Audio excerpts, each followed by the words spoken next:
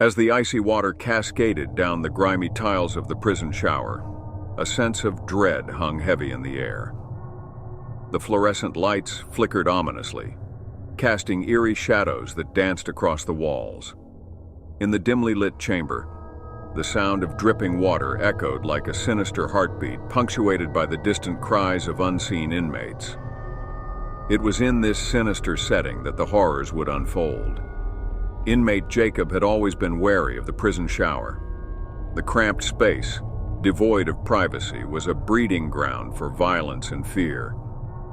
As he stepped cautiously into the steam-filled room, he couldn't shake the feeling of unease that gnawed at his insides.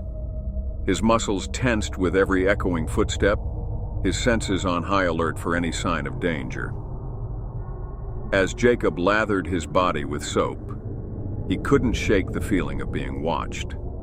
The sensation crawled over his skin like 1,000 tiny spiders, sending shivers down his spine.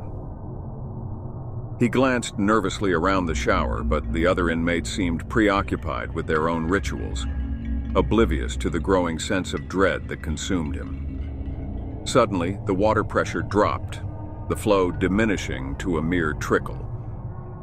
Jacob frowned in confusion, his senses on high alert as he strained to hear any signs of trouble.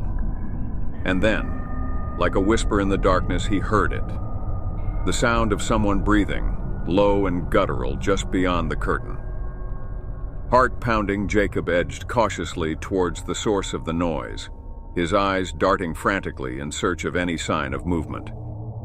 With trembling hands, he reached out and pushed the shower curtain aside, his breath catching in his throat at the sight that greeted him. Standing before him was a figure cloaked in darkness, its features obscured by the steam that billowed around it like a shroud. Jacob's blood ran cold as he stared into the abyss of its gaze, a primal fear coursing through his veins. And then, with a suddenness that stole the breath from his lungs, the figure lunged forward, its movements fluid and unnatural. Jacob stumbled backwards, his heart hammering in his chest as he fought to evade the creature's grasp. But it was no use. The thing was upon him, its cold, clammy hands closing around his throat with a vice-like grip. Desperate, Jacob fought back with all the strength he could muster, his fists flailing wildly as he struggled to break free. But the creature was relentless, its grip unyielding as it dragged him further into the darkness, towards a fate worse than death. As the world began to fade around him, Jacob's final thought was one of despair. Trapped in the prison shower, at the mercy of an unspeakable evil, he knew that his fate was sealed. And as the darkness closed in around him, he screamed into the void, his voice drowned out by the echoing silence of the prison walls. In the days that followed, Jacob's disappearance would become just another footnote in the long history of the prison. But for those who dared to venture into the shower, the memory of his screams would linger like a curse, a chilling reminder of the horrors that lurked within the shadows. And as the water continued to flow, washing away the bloodstains of the past, the darkness of the prison shower would remain, a silent sentinel guarding its secrets until the end of time.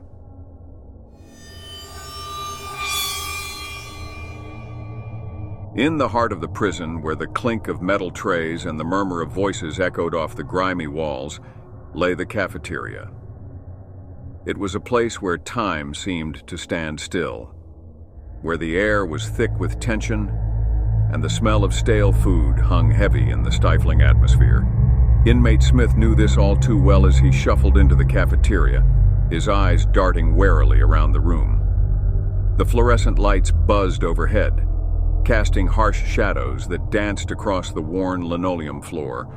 Rows of tables stretched out before him, each one occupied by a motley crew of inmates, their faces etched with weariness and resignation. Smith's gaze lingered on the faces of his fellow prisoners, searching for any sign of danger in the sea of hard-earned expressions. But it was the figure at the far end of the room that sent a chill down his spine.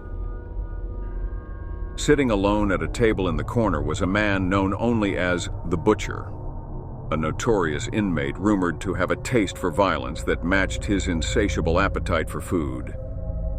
His eyes were cold and calculating, his demeanor as menacing as a predator lying in wait. As Smith cautiously made his way through the crowded cafeteria, he couldn't shake the feeling of being watched. The other inmates eyed him warily, their silent stares weighing heavy on his shoulders as he approached the butcher's table. With each step, his heart pounded in his chest, a primal instinct warning him of the danger that lurked ahead. But it was too late.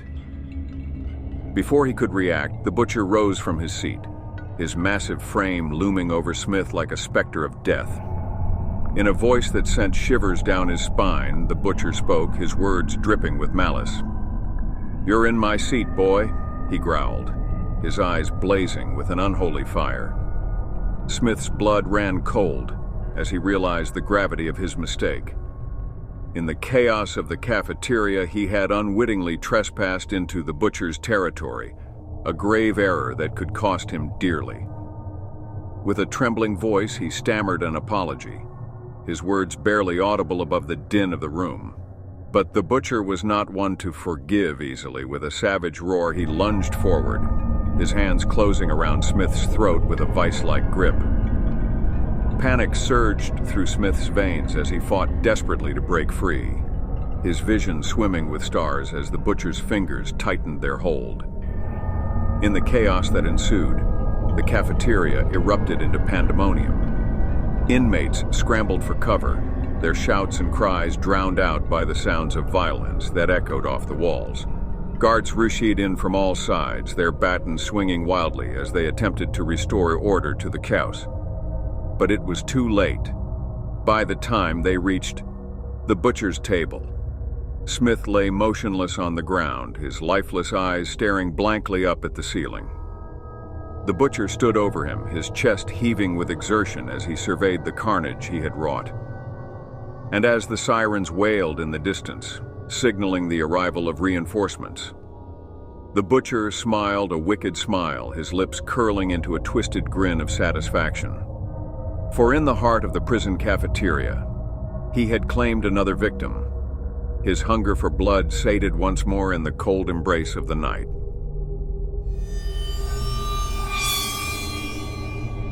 In the heart of the night, when the prison walls seemed to breathe with a life of their own, a plan was set in motion.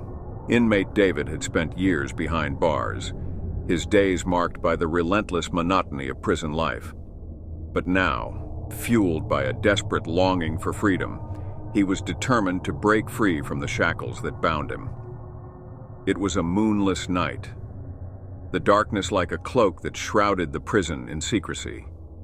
In the dimly lit cell that David shared with his cellmate, Jake, whispered conversations echoed off the cold stone walls as they hatched their daring escape plan. "We're going to do it tonight," David murmured, his voice barely audible above the sound of their racing hearts. "We'll never get another chance like this," Jake nodded in agreement, his eyes reflecting the same steely determination that burned within David's soul. They had spent months meticulously planning their escape, studying the layout of the prison and scouting for weaknesses in the system. And now, as the hour of reckoning drew near, they were ready to put their plan into action. With practiced precision, they waited until the guards made their rounds, their footsteps fading into the distance like a distant memory. Then, with a silent nod, they sprang into action, their movements fluid and purposeful as they set their plan in motion. Their first obstacle was the locked door that stood between them and freedom. But David was prepared. He had spent weeks fashioning a makeshift lockpick from a discarded piece of metal, honing his skills in secret until he could manipulate the tumblers with the finesse of a master thief. With trembling hands, he inserted the lockpick into the keyhole, his breath held in anticipation as he worked to free the mechanism from its confines.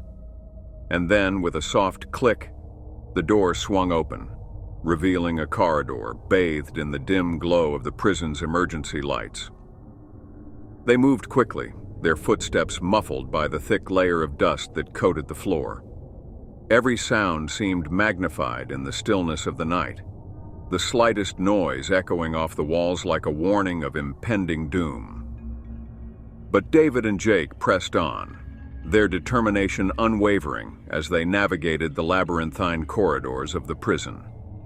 Their next challenge was the perimeter fence, a formidable barrier that loomed ominously in the distance, but David had a plan. He had smuggled in a pair of wire cutters, stolen from the prison workshop under the cover of darkness. With trembling hands, he handed them to Jake, his heart pounding in his chest as he watched his friend set to work on the steel mesh that separated them from freedom. Minutes stretched into hours as they worked in silence, their movements methodical and precise as they cut through the thick strands of wire, and then finally, with a triumphant yank, the last piece fell away, leaving a gap wide enough for them to slip through. But as they made their way towards the fence, a voice shattered the silence like a thunderclap, freezing them in their tracks. "And stop right there!" They turned to see a guard emerging from the shadows, his flashlight illuminating their faces with a harsh glare. Panic surged through David's veins as he searched desperately for an escape route, his mind racing with the knowledge that their freedom hung in the balance. And then, with a suddenness that stole the breath from his lungs, Jake lunged forward, his fists swinging wildly as he tackled the guard to the ground. David watched in stunned silence as they grappled with each other, their bodies locked in a desperate struggle for supremacy. With a surge of adrenaline, David sprinted toward the fence, his heart pounding in his chest as he fought to ignore the screams of agony that echoed in the night. He reached the perimeter just as the first rays of dawn broke over the horizon, bathing the world in a soft golden glow.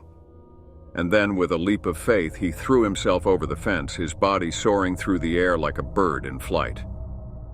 For a brief moment, he was suspended in midair, the world spinning around him in a dizzying whirl of motion. And then, with a bone-jarring impact, he hit the ground on the other side, his body tumbling head over heels as he rolled to a stop in the soft grass. For a moment, he lay there, dazed and disoriented, his senses reeling from the shock of his Sudan freedom. But as he slowly rose to his feet, a sense of exhilaration washed over him like a tidal wave, filling him with a newfound sense of purpose and determination.